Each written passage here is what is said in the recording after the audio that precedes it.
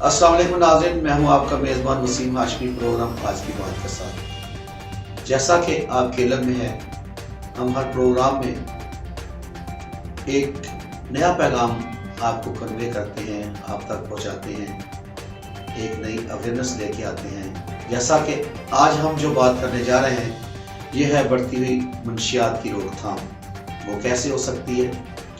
जैसा कि आपके इल्म में है कि आज हमारे मुल्क के अंदर तकरीबन 50% लोग मंशियात पर लगे हुए हैं। कोई सिगरेट पी रहा है चरस वाला, कोई कुछ मतलब किसी ना किसी मामलात में कोई ना कोई जो हमारा 50% अफराद है वो मंशियात के ज़ुमरे में आ चुका है।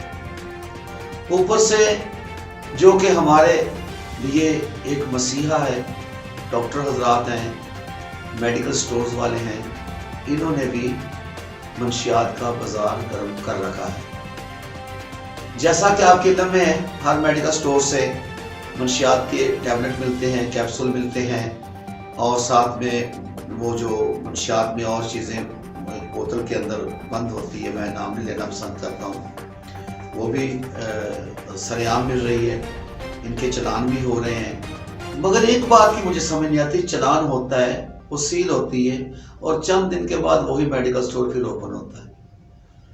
मेरी आला हकामात से एक दिल की जो ना आवाज़ है वो मैं सुनाना चाहता हूँ कि ये जो हमारी इंतज़ामिया है, इसको चाहिए कि ये जो मंशियात फरोशी का धंधा कर रहे हैं, इनको आप कैफरे करदार तक पहुँचाएं, किसी ना किसी को सरेआम सजाए मौत दी जाए, क्योंकि ये हमारी इज्जत के भी कातिल हैं, हमारे मज़हब के भी ये गुनाहगार हैं, और हमारे मुल्क के भी ये कातिल हैं, उसको भी नुकसान दे रहे हैं। हमारी आने वाली नई नस्ल को ये तबाही की तरफ गामजन कर रहे हैं। जैसा कि आपके इल्म में है कि एक आज तो छोटे छोटे बच्चे वो जो ना वो मंशियात पे लगे हुए हैं। मैंने मुतअद्दिद बार देखा है, सड़कों पे जा रहे होते हैं, कुछ इंजेक्शन लगा रहे होते हैं, कुछ वो सिगरेट पी रहे होते हैं, वो मंशियात वाला किसी ना किसी काम में हमारी जो नई नस्ल है वो मुब्तला है। तो होता ये है कि एक दिन तो उनका जो मेडिकल स्टोर है वो सील होता है, वो सुनते हैं, और दूसरे दिन ही देखते हैं तो वो खुला होता है। मुझे इस बात की समझ नहीं आ रही कि क्या हुकूमत से ताकतवर हैं वो लोग, या इन हुकूमत की इन लोगों के आगे कोई चलती नहीं है, या कोई मुकमका हो जाता है। क्या मसला है इसमें?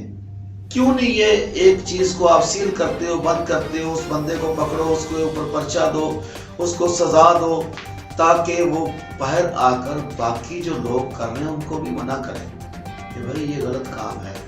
देखिए मेरे भाई, ये इज्जत के भी हमारे कातिल हैं। जितने मंशियात फरोश हैं ये हमारी नस्ल को बर्बाद कर रहे हैं, और जो नशे पे लग जाता है उसको ना तो अपनी माँ की इज्जत का कोई पता चलता है, ना बहन की इज्जत का पता चलता है। ये चीज़ फहाशी को भी जन्म दे रही है, और हर किस्म के क्राइम को, ये जराइम को जन्म दे रही है। किसी मंशियात नोश करने वाले के पास अगर कुछ नहीं है तो इसी ज़ुमरे में कोई ना कोई गलत काम भी, गलत कदम भी उठाता है, चोरी कर लेता है, किसी की चीज़ उठा लेता है, वो भी एक जराइम को जन्म दे रही है। और ऊपर से ये लड़ाई झगड़े की वारदातें, इसलिए इसमें भी इजाफा हो रहा है, चोरी की भी वारदातों में इजाफा हो रहा है, डकैती की वारदातों में भी इजाफा हो रहा है।